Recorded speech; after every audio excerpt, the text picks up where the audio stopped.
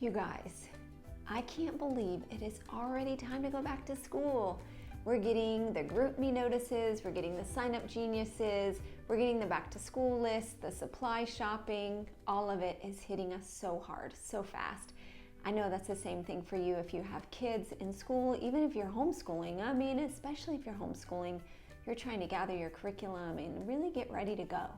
And one of the things that can happen to us during this time of year, and then it can carry in through the whole school year, is that our marriages really get lost in the mix. My name is Kitty Robinson. I have a master's in marriage and family therapy, and I love to work with couples to help them really stay on the path towards relational wellness, or if they've veered off that path, to get them back on the path to relational wellness. So today, I want to give you 5 tips that you can use in this back to school season to really set your marriage up well, to kind of insulate it from all the pressures and the stress of the back to school hustle and bustle. And as I give you these tips, stay tuned to the end, because I have a couple at the end that are gonna help you really take advantage of this busy time of year and use it to help your marriage to get stronger. So first tip is, I really encourage you guys as spouses to sit down and communicate about the schedule. Find out what you guys feel comfortable with as far as how much you put on the schedule, because a lot of times we commit to stuff without really communicating about it. And then when the rubber hits the road and it's time to enact those schedules, we realize this is too much and we are just ships passing in the night, hardly seeing each other, all for the sake of our kids, when what our kids really need is parents who are united and who have a good relationship. So I encourage you to sit down, look at the schedule, define your roles. Okay, I'm gonna do carpool, I'm gonna do dinners, talk about what you guys are gonna do in that, and then hold those roles loosely. So research shows that couples who are flexible in their roles, that can step in and pinch hit for each other, that they tend to do a lot better in marriage. So if you know, like for me, Tuesdays is a really full day of the week, I'm in therapy all day, that's a day that my husband knows he's gonna be really trying to support at home a little bit more on Tuesday nights than in a typical week. So, you know, we're stepping in and helping each other. We're not being rigid with our roles, being really loose and flexible with them, but we at least know what our general day-to-day roles are, okay? So think about that. Sit down, look at the schedule together, define your roles. All right, the second tip that I have for you is just say no.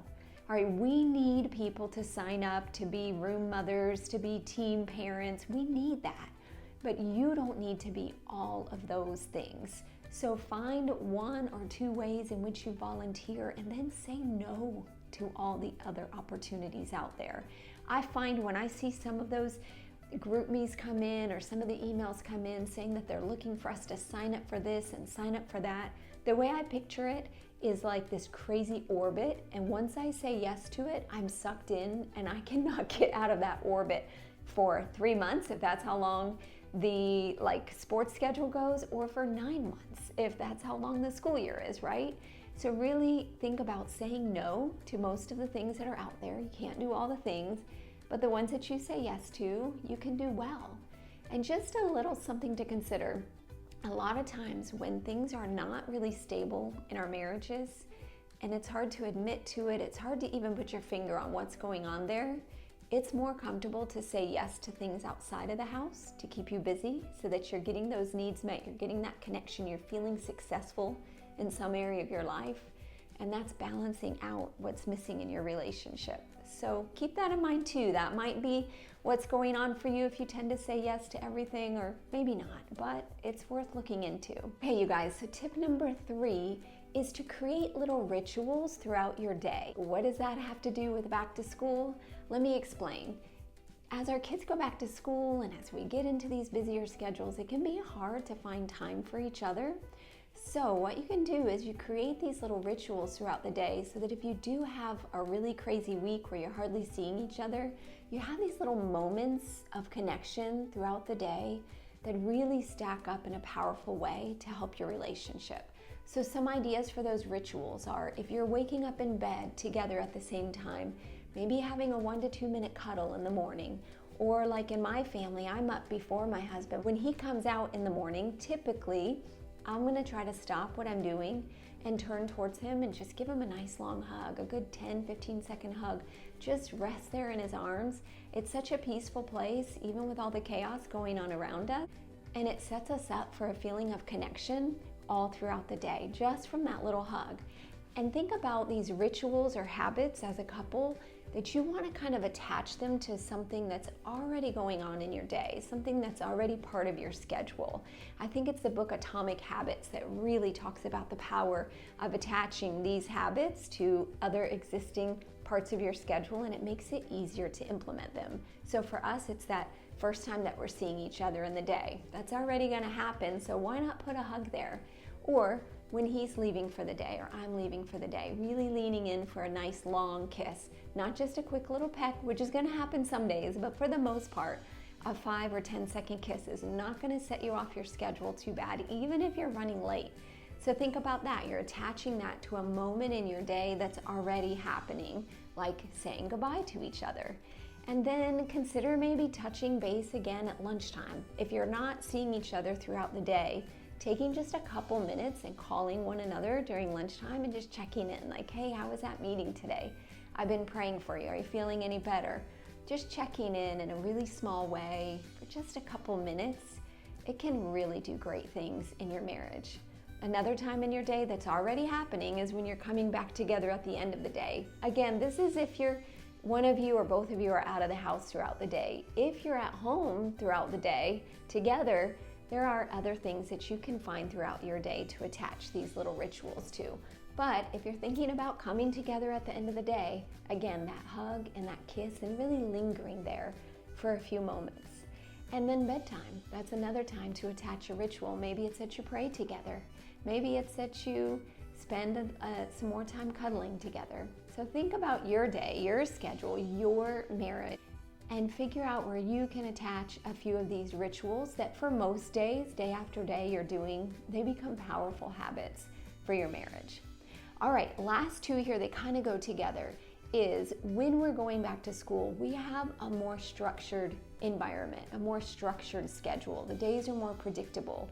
And since that's the case, why not try to sit down with your spouse and find a little window of time where the stars align, where your schedules line up just right, and you guys can schedule some sort of way to connect throughout the week.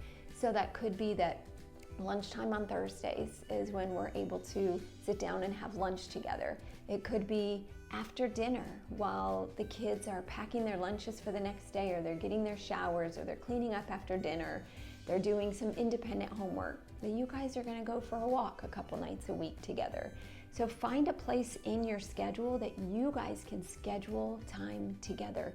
Don't just wait for it to happen spontaneously. There'll be times that it does, but I promise you, a marriage where you're intentional about spending time together is a marriage that's gonna feel healthy and strong and protective during these crazy seasons of life, especially as we're raising children. The last thing we want is for our children to graduate, to move off, and we're left with a stranger, somebody that we've just been doing life with, running on parallel tracks, and we hardly even know each other anymore.